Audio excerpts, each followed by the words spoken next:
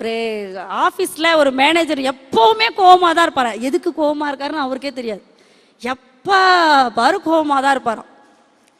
ஏதாவது ஒரு கண்டிஷன் போட்டுட்ருப்பார். இந்த பார், நான் வரும்போது யாராவது வேலை செய்யாமல் இருந்தீங்கன்னா உடனே 2 மாதம் சம்பளத்தை கொடுத்து சீட்டை கழிச்சிருவேன்.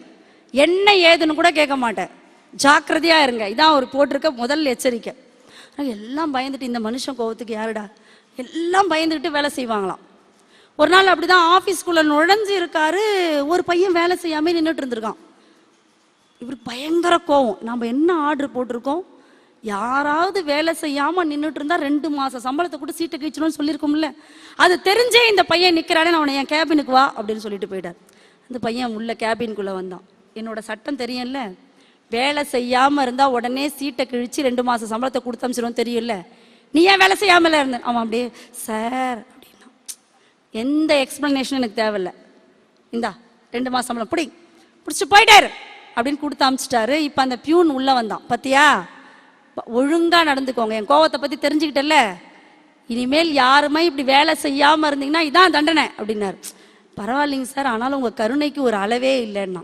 ஏன் அப்படி சொல்கிறார்? இல்லை, கொரியர் போட வந்த பையனுக்கே 2 மாத சம்பளத்தையும் கொடுத்து இவ்வளவு கருணையாக நடந்துக்கிட்டீங்களே, உங்களுடைய கருணை யாருக்கு வரும்? அப்போ கோபம் அப்படிங்கிறது மனிதனை மாற்றக்கூடிய. தென்கட்சி சுவாமிநாதன் ஐயா அழகாக ஒரு விஷயம் சொல்லுவார். என்னென்னா, இந்த ஏர்போர்ட்டில் பார்த்தீங்கன்னா, இந்த வெளிநாட்டுக்கு போகிறதுக்குன்னு தனி விமானத்துக்குன்னு தனி லைன் இருக்கும். அந்த வெளிநாட்டுக்கு போகக்கூடிய அந்த விமானம் போகிற லைனில் ஒரு ஜப்பான் போகிற ஒரு பயணி அந்த விமானத்தில் அந்த பயண பொருட்களை ஏற்றக்கூடிய அந்த பணியாள்கிட்ட சண்டை போட்டுட்டு இருந்தாராம். பயங்கர சண்டை, கோவமாக போட்டுட்டு இருந்திருக்காரு. இதை ஒரு மனுஷன் பார்த்துட்டாரு. அவனுக்கு ஒரு 20 வயசு தாங்க இருக்கும். அவர் பயங்கரமாக கத்துறாராம். இவர் உடனே பார்த்துட்டு, பரவாயில்லையே 20, ஏன்னா இப்போ இருக்கிற இளைஞனுக்கு பயங்கரமாக கோவம் வரும். 20 வயசு பையன் இவன் எப்படி இவ்வளோ சத்தம் போடுறதையும் தாங்கிக்கிட்டே இருக்கிறான் அப்படின்னு சொல்லி அந்த பயணி போயிட்டார். ஜப்பான் போகிற விமானத்தில் போயிட்டார். அந்த பையனை தனியாக கூப்பிட்டு கேட்டாராம், சே உண்மையிலேயே நீதான்ப்பா வருங்கால இந்தியாவின் தூண், உன்னை பாராட்டுற அப்படின்னு இருக்கான். ஏன் சாமி அப்படி சொல்கிறீங்க அப்படின்னு கேட்டானா அந்த பையன். இல்லை, அந்த பையனி உன்னை எப்படியெல்லாம் திட்டினாரு, ஆனாலும் உனக்கு கோவமே வரலையே எப்படி அப்படின்னா. எனக்கு நானும் மனுஷன் தானேங்க, எனக்கும் கோவம் வரதான் செஞ்சிச்சு, ஆனாலும் கோபத்தை நீ வெளியில் காமிச்சிக்கவே இல்லையே தம்பி அப்படின்னாரும். ஒருத்தரும் ஒரு கோவத்தை ஒரு மாதிரி வெளிப்படுத்துவாங்க. நான் ஒரு மாதிரி வெளிப்படுத்திட்டேன் அப்படின்னா. என்ன சொல்கிறேன், எனக்கு ஒன்றும் புரியலையே. இல்லை, இப்போ என்கிட்ட சண்டை போட்டார்ல, அவரு ஜப்பானுக்கு போகிறாரு, அவருடைய பொருளெல்லாம் அமெரிக்காவுக்கு அமிச்சிட்டேன், அதனால் எனக்கு ஒன்றும் பிரச்சனை இல்லை. நீங்கள் ஃப்ளைட்டில் போனவங்களுக்கு தெரிஞ்சிருக்கும், ஒரு பொருள் வேற ஒரு நாட்டுக்கு போயிடுச்சுன்னு வச்சுக்கோங்களேன், திரும்ப வாங்குறது அவ்வளவு கஷ்டம். அப்போ கோபம் அப்படிங்கிறது நம்மையும் என்ன பண்ணும், பிறர்கிட்ட ஒரு நஷ்டத்தை உண்டாக்கும். இப்போ இந்த வராக மூர்த்தியாக இருக்கக்கூடிய பெருமாள் பயங்கர கோபத்தோடு இருக்காரு. இப்போ எப்படி இவரை தணிக்கிறது? தேவர்கள் எல்லாம் பாமாலை பாடுறாங்களாம். அவருடைய கோபத்தை எப்படி தணிஞ்சது அப்படின்னா, தனிகிற மாதிரி எப்படி வந்ததுன்னா, அவருடைய 2 கண்ணுல இருந்தும் ஒரு கண்ணு அரச மரத்தையும் இன்னொரு கண் துளசியையும் வெளிப்படுத்துச்சான். துளசி அப்படிங்கிறது பார்த்தீங்கன்னா ஒரு மருத்துவ பொருள் இல்லாமல் ஒரு சாந்தத்தினுடைய ஒரு வெளிப்பாடுன்னு சொல்லுவாங்க. இப்போ அந்த அரச மரமும் துளசியும் வந்த பின்னாடி அப்படியே பெருமாள் அப்படியே சாந்தமாக ஆயிட்டார். பெருமாள் தான் சாந்தமாக ஆனார். இரண்யாட்சனுடைய தம்பியா அண்ணனா இருக்கக்கூடிய இரண்யகசிப்புக்கு சாந்தம் வரல. என் தம்பியை கொண்டவன நான் சும்மா விடக்கூடாது, மிகப்பெரிய அவன் மனசுக்குள்ள ஒரு மிகப்பெரிய வெஞ்சினம் வந்துருச்சு. எப்படியாவது பெருமாளை ஒழிக்காம நான் என்னுடைய கதையை முடிச்சுக்க மாட்டேன். அது எப்படிடா வெறுப்பை வெளிப்படுத்துதுன்னா, எல்லா பெருமாள் கோயிலையும் இடிச்சிட்டான். பூலோகத்தில் பெருமாள் கோயிலே இல்லைங்க, எல்லாத்தையும் இடிச்சிட்டு இரண்யகசிபினுடைய கோயிலை எல்லா இடத்துலையும் கட்டிட்டான். இப்போ எப்படி ஆரம்பத்தில் நான் சொன்னல, நான் நாராயணனுடைய நாமத்தை சொல்றது எப்படி சொல்றது, ஓம் நமோ நாராயணாய, அந்த மாதிரி ஒரு நாமமும் உலகத்தில் யாரும் சொல்லக்கூடாது. இப்போ எந்த நாமம் சொல்றது? அதான் என் பேர் இருக்குல்ல, ஹிரண்யாய நமக, ஹிரண்யாய நமக. குருக்கள் கோயிலில் அர்ச்சனை பண்ணாருன்னா எப்படி அர்ச்சனை பண்ணணும்? ஹிரண்யாய நமக. இதே தான் உலகத்தில் யாருமே அடிபட்டு விழுந்தா கூட நாராயணனுடைய பேரை சொல்லக்கூடாது, உடனே சிரச்சேதம் தான், தலை அப்படியே வெட்டி தூக்கி போட வேண்டியதுதான். என்னெல்லாம் கொடுமை பண்ண முடியுமோ அவ்வளவு கொடுமை. இதுவும் அவனுக்கு பத்தலை. இதோட நிறுத்தக்கூடாது, அந்த மனுஷனை பழிவாங்க, எதையாவது ஒன்று பண்ணணும். திரும்பவும் போய் சிவனை நோக்கி தவம் இருக்கிறான். சிவனை நோக்கி தவம் இருக்கிற சமயத்துல தான் அவனுடைய மனைவி லீலாவதி கர்ப்பமா இருக்கிறான். தவம் இருக்கும்போது கர்ப்பமா இருக்கிறான். இப்போ இந்திரன் பாக்குறாரு, ஐயோ இவனே இவ்வளோ பெரிய கொடுமைக்காரன், இவனுக்கு ஒரு பையன் பிறந்தா என்ன ஆகுறது, உலகம் ரொம்ப மோசமா போயிடும்ல, எதையாவது பண்ணி அந்த கர்ப்பத்தை கலைச்சிடலான்னு சொல்லி வான் வழியா வரான். நடுவுல நாரதர் கிராஸ் பண்றாரு. கிராஸ் பண்ணிட்டு எங்க போற அப்படின்னாரு இந்திரனை பார்த்து. இரண்யகசிபுக்கு குழந்தை பிறக்க போகுது, அவனே ரொம்ப மோசமானவன், அவனுக்கு ஒரு குழந்தை பிறந்தா என்ன ஆகும் அது, அதனால அதை நான் கருவிலேயே அழிக்க போறேன், நீ கவலைப்படாத. கண்டிப்பா இரண்யகசிபுக்கு பிறக்கிற குழந்தை அவனை மாதிரி இருக்காது. குடும்பத்துல சந்தேகத்தை வர வச்சிடாதரா, அப்படிலாம் சொல்லக்கூடாது. நான் உருவத்தை வச்சு சொல்லலையா, குணத்தை வச்சு சொல்றேன். என்ன குணம்? இப்போ இரண்யகசிபு எந்த நேரமுமே விஷ்ணுவை அழிக்கணும், பெருமாளை அழிக்கணும், அதே தான் நினைச்சிட்டு இருக்கலாம். அப்ப அவனுடைய மனசுல யார் இருந்துட்டே இருந்தாங்க, விஷ்ணுவே தான் இருந்தான். ஒருத்தனை நினைக்கணும், எதிரியவே நினைச்சிட்டு இருக்கிறவன் ஆகும், அவனை பத்தியே தான் நினைச்சிட்டு இருப்பான். அப்ப அவனுடைய எண்ணமே இருக்கும்போது இந்த கரு உண்டாச்சு. அதனால கண்டிப்பா அவன் விஷ்ணு பக்தனாதான் பிறப்பான், நீ கவலைப்படாத. இருந்தாலும் எனக்கு கொஞ்சம் சந்தேகமா தான் இருக்கு, பயமா தான் இருக்கு அப்படின்னு சொன்னான். இந்திரன் சொன்ன உடனே நாரதர், உனக்கு அந்த சந்தேகமே வேணாம், இப்ப எங்க போயிருக்கிறான் இரண்யகசிபு, சிவனை நோக்கி தவம் பண்ண காட்டுக்கு போயிட்டான். இந்த நேரம் லீலாவதி தனியா தான் இருக்கிறா. ஐயோ இப்படிலாம் நீ பேசக்கூடாது அப்படின்னாராம். திரும்ப திரும்ப தப்பா நினைக்காதியா, இப்ப நான் என்ன பண்றேன், லீலாவதியை போய் பார்த்து என்னோட ஆசிரமத்துக்கு கூட்டு வந்துடுறேன். கூட்டிட்டு வந்து அவளுக்கு விஷ்ணுவனுடைய நாமத்தையே சொல்லி கொடுக்குறேன். அப்படி சொல்லி கொடுக்கும் போது அந்த வயிற்றுல இருக்கக்கூடிய குழந்தை அதை கேட்டே வளரும். இது ஒரு நுட்பமான விஷயங்க. நான் ஆரம்பத்திலேயே சொன்ன மாதிரி விஞ்ஞானத்தையும் மெய்ஞானத்தையும் சேர்த்து வளர்த்தது நம்ம நாடுதான். நிறைய பேருக்கு அந்த விஷயம் தெரியும். இப்ப குழந்தை கருவுல இருக்கும் போதே 5வது மாசத்துல இருந்தே அதுக்கு காது கேட்குமா. அதனால்தான் என்ன சொல்லுவாங்க பாருங்க, கர்ப்பிணி பெண்ணை நம்ம சந்தோஷமா வச்சுக்கணும், அவ எது கேட்டாலும் வாங்கி கொடுக்கணும். அந்த அம்மா பட்டு புடவையா கேட்கும், இதான் சாக்குன்னு எதெல்லாம் கேட்டு வாங்கிக்க முடியுமோ அந்த சந்தர்ப்பத்தை அதெல்லாம் நிறைவேற்றிக்குங்க நம்மால். குழந்தை காதுல சீழ் மாமியாரே சொல்லுவாங்க, குழந்தை காதுல சீழ் வந்துருண்டா, அதனால அவ என்ன கேட்டாலும் வாங்கி கொடுறா. என்ன காரணம்னா, குழந்தை பிறக்கிறப்போ அந்த பெண்ணினுடைய மனநிலை சந்தோஷமா இருக்கணுமா. அந்த குழந்தைய கேட்கிற இதுல நல்ல, உண்மையிலே நான் ஒரு விஷயம் தயவு செய்து சொல்றேங்க, இந்த கர்ப்பிணி பெண்கள்லாம் தயவு செய்து சீரியல் பார்க்காதீங்க. 5 வசனம் தான். அவளை சாகடிக்காம விட மாட்டேன், அவளை பழி வாங்காம விட மாட்டேன், அவனோட மனைவி இவனோட போறா, இந்த 5 டயலாக் தான் வச்சிருக்கான், அதுக்கு மேல அதை பேச முடியாது.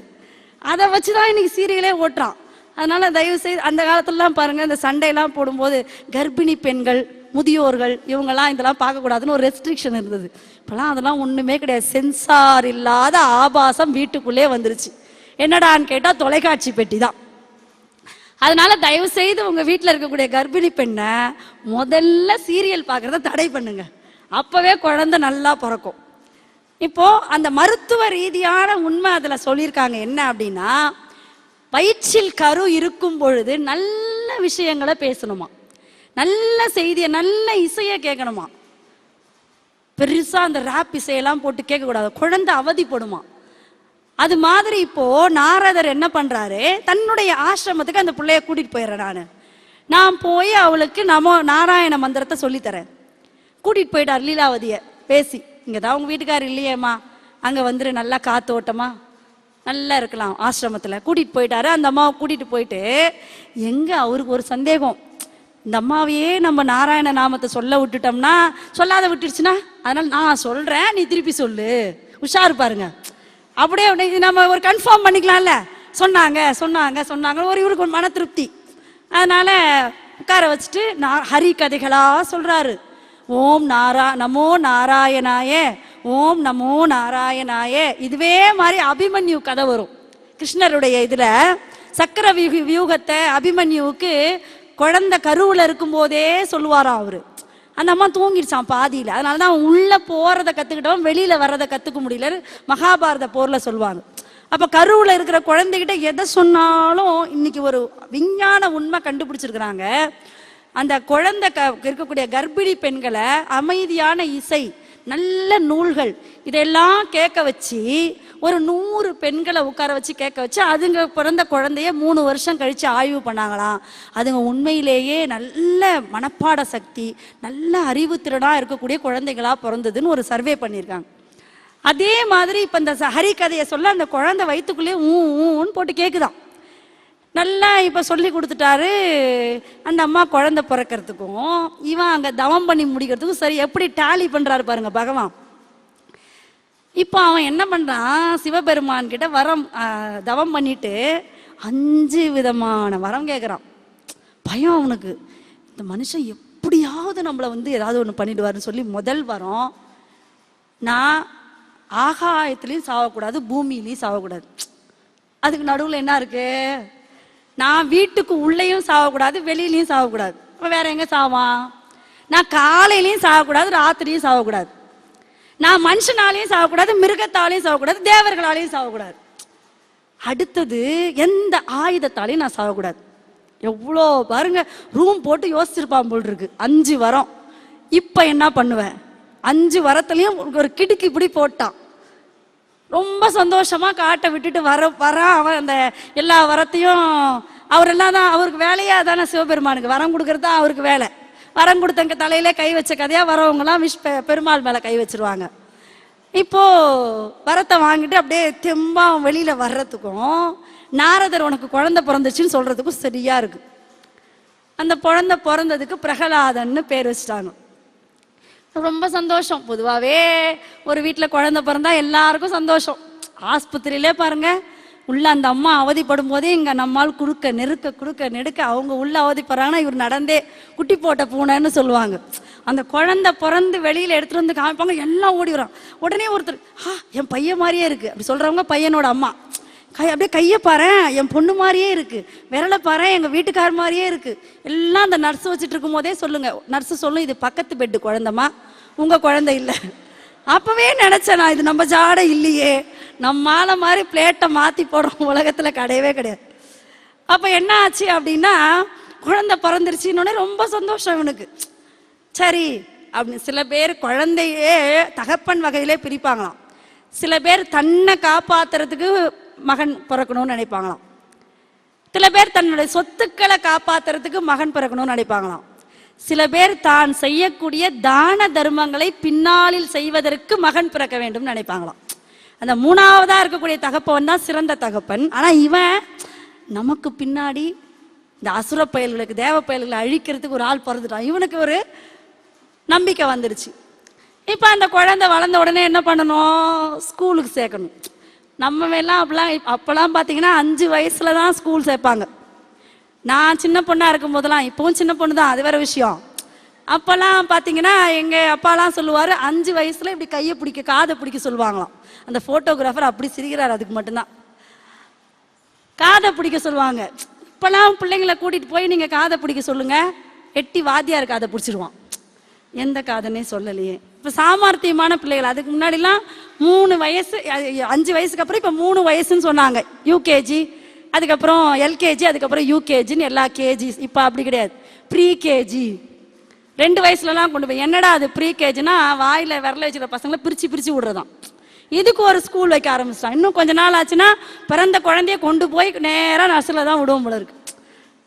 அப்போ இரண்யாட்சன் என்ன பண்ணியிருக்கிறான், கொண்டு போய் தன்னுடைய மகனை, சுக்கராச்சாரியார் தானே குரு, அவர்கிட்ட இந்த மாதிரி என் பையனுக்கு நல்ல விஷயம்லாம் கற்றுக் கொடுங்க, நல்ல மந்திரம்லாம் கற்றுக் கொடுங்க. உடனே அவரு எல்லா இதையும் சொல்லிட்டு, இப்போ எடுத்த உடனே அரிச்சுவடி அப்படின்னா என்றது என்ன, அப்போல்லாம் ஹரி மந்திரம். அதுக்கு பதில் இப்போ என்ன மந்திரம், இரண்யகசிப்பு மந்திரம். ஏன்னா அவனுடைய நாட்டில் ஓம் இரண்யாய நமக, ஓம் நமோ நாராயணாய நமக, ஓம் இரண்யாய நமக, ஓம் நமோ நாராயணாய நமக. ஏண்டா நான் சரியா பேசுறேன்னா அப்படின்னு சிஷ்யங்கிட்ட கேட்டிருக்காரு. சரியா தான் பேசுறீங்க குரு. இல்லப்பா தம்பி, ஓம் ஹிரண்யாய நமக. இல்ல குருவே, ஓம் நமோ நாராயணாய நமக. தயவு செய்து சத்தமா சொல்லிடாத, உங்க அப்பா உன்னை கொல்ல மாட்டான், என்ன தான் கொண்டு விடுவான். என் பையனுக்கு என்ன சொல்லி கொடுத்துருக்கேன், என்ன தான் கொண்டுருவான். தயவு செய்து சொல்ற, நான் சொல்றத சொல்லு. என்ன சொல்ல சொல்றீங்க? ஓம் இரண்யாய நமக அப்படிதான் சொல்லணும். ஏன் அப்படின்னு கேட்டான். எப்பவுமே பிள்ளைங்க கேள்வி நிறைய கேட்கும். வகுப்புல கூட கேட்கும்போது நாங்கள் சொல்லுவோம், அதிக பிரசங்கித்தனமா பேசக்கூடாது, உட்கார். ஏன்னா அப்படியே தொடர்ந்து அவன் கேள்வி கேட்டுட்டே போவான். பாடம் எடுக்கக்கூடாதுன்னே சில பையன் கேள்வி வைப்பான். அதில் துல்லியமாக இருப்பான். அதனால அப்படியே ஆரம்பத்திலே அடக்கி உட்கார வச்சுருவோம். நாங்கள் 45 நிமிஷத்தில் இதுக்கெல்லாம் பதில் சொல்ல முடியாது, அடுத்த வகுப்பில் பார்ப்போம், அடுத்த வகுப்பில் அதை பற்றியே பேச மாட்டோம், அது வேற விஷயம். இப்போ அவன் ஏன் அப்படின்னா, இல்லைப்பா உங்கள் அப்பா தானே நம்ம எல்லாருக்கும் எல்லா விஷயத்தையும் செய்கிறாரு, அப்போ அவர் தானே கடவுள், அப்போ அவர் பேரை தானே நீ சொல்லணும் அப்படின்னு. எங்கள் அப்பாவுக்கே செய்யறது ஹரி தானே. எங்கள் அப்பா தான் இந்த நாட்டுக்கு ராஜா. ராஜான்றவர் உருபசியும் ஓவாப்பினியும் செருபகையும் சேராது எழுவது நாடு. அந்த மாதிரி இருக்கிறவர் ராஜா. அது ஒன்றும் இயற்கை தானே, அது அவர் ராஜாவாக இருக்கிறாரு, செய்கிறாரு. அவருக்கே ராஜா யாரு? ஹரி தானே. அப்போ அவர் பேரை தானே சொல்லணும். அதெல்லாம் தெரியாது. நீ இரண்யாய நமகன்னு ஒரு வாட்டி சொல்லு பார்க்கலாம், உனக்கு சாக்லேட் வாங்கி தரேன். நான் உனக்கு சாக்லேட் வாங்கி தரல, நீ ஓம் நமோ நாராயணாயன்னு சொல்லுன்னா. இது முடியாது அப்படின்னு சொல்லிட்டு, எதையாவது ஒன்று சொல்லு, நான் வித்தையெல்லாம் உனக்கு கற்றுக் கொடுத்துட்றேன்னு வில் வித்தை வால் வித்தை எல்லாத்தையும் கற்றுக் கொடுத்துட்டாரு. எதுக்கு நமக்கு வம்பு அப்படின்னு. இப்போ ராஜா கூப்பிட்றான், என் பையனுக்கு எல்லாம் முடிஞ்சிருச்சா, ஸ்டடீஸ் எல்லாம் முடிஞ்சிச்சு, எல்லாம் முடிஞ்சிருச்சு ராஜா, எல்லாமே முடிஞ்சிருச்சு, நல்லா தேறிட்டான். எக்ஸாம் ஒன்றும் வச்சு பார்க்குறீங்களா? வேணாம் வேணாம், ஒன்றை நம்புகிறேன் நான். சரி கூப்பிட்டிட்டு வா. கூட்டிகிட்டு வராரு. கூப்பிட்டு வந்து இரண்யகசிபோட மடியில் பையனை உட்கார வச்சுட்டார். எப்பவுமே என்னதான் கெட்டவனாக இருந்தாலும் மகன் மேலே இருக்கக்கூடிய பாசம் போகுமா, மடியில் உட்கார வச்சுட்டாரு. வச்சுட்டு என்ன கற்றுக் கொடுத்தாரு வாத்தியார் சொல்லு அப்படின்னு. நிறைய கற்றுக் கொடுத்தாருப்பா. அதில் ஒரு மந்திரத்தை சொல்லு, ஓம் நமோ நாராயணாய. அடக்கீழே போட்டான் குழந்தைய, தீயில இருந்து பட்ட மாதிரி. என்ன சொன்ன? என்னப்பா சொன்னேன்? ஓம் நமோ. யார் உனக்கு இதை சொல்லி கொடுத்தது? யாரும் சொல்லி கொடுக்கல, நானே படிச்சுக்கிட்டேன். நீயே படிச்சுக்கிட்டதுக்கு எதுக்கு அவனை வாத்தியார்ட்ட சேர்த்த? கூப்பிட அவனை அப்படின்னு நடுங்கிக்கிட்டே வராங்க எல்லாரும். நான் உனக்கு என்ன சொன்னேன் ராஜா, என்னை என்ன ஒன்றா பண்ணு, ஆனால் நான் உன் பையன்கிட்ட உண்மையிலேயே ஓம் இரண்யாய நமக்கு தான் சொல்லி கொடுத்தேன், அவன் தான் கேட்கல அப்படின்னு. திரும்பவும் நீ உண்மையை சொல்லு, வாத்தியார் என்ன சொல்லி கொடுத்தாரு? வாத்தியார் நிறைய சொல்லி கொடுத்தாருப்பா, நீ என்ன சொல்ற? அதான்ப்பா ஓம் நமோ நாராயண. இதவா வாத்தியார் சொல்லி? இதை அவர் சொல்லி கொடுக்கலப்பா, நானே தெரிஞ்சுக்கிட்டேன். அந்த மாதிரிலாம் சொல்லக்கூடாதுப்பா, தப்பு. என்ன தப்பு? அவர் ரொம்ப கெட்டவர். அப்பா பேரை சொல்லு. அப்பா பேரை சொல்றதுக்கு தானே புள்ள பிறந்தது. அது இப்படி சொல்லக்கூடாதுப்பா, இன்ஷியலா போட்டுக்கிறல்ல, அதோட சரியா போச்சு. நாமத்துக்கு அவர் தான் இருக்காரு. பயங்கரமா பிரச்சனை, கோவம் வந்துருச்சு. இப்படிப்பட்ட பையன் எனக்கு இருக்கவே தேவையில்லடா. முதல்ல இவனை கொண்டு போய் சிறையில போடுங்க. கொண்டு போய் சிறையில போட்டாங்க. 10-15 நாள் லீலாவதி துடிக்கிறா, ஐயோ என் பையனை இப்படி பண்ணிட்டாங்களே. 10 நாள் கழிச்சு இரண்யகசிபு இவனுடைய திமிரு அடங்கி இருக்கும். இப்ப கூட்டு வந்து உட்கார வச்சேன்னா கண்டிப்பா என் பேரை சொல்லுவான். போய் உள்ள போய் பார்த்தா முன்ன விட நல்லா கொழு கொழுன்னு இருக்கிறான் பிரகலாதன். இந்த சுதந்திர போராட்ட கதையை சொல்லும்போது சொல்லுவாங்க, பகத்சிங்கை வந்து தூக்கில் போட போறாங்களாம்.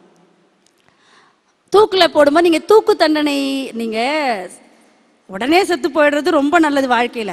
சாக போகிறோன்னு தெரிஞ்சு போச்சுன்னு வச்சுக்கோங்களேன், அதை விட ஒரு கொடுமையானது உலகத்தில் ஒன்றுமே கிடையாது. இந்த தூக்கு தண்டனை கைதிகள்லாம் அதனால் அந்த மாதிரி ஒரு லிஸ்ட்டு தான். இப்போ பகத்சிங்கை தூக்கில் போட போகிறாங்க.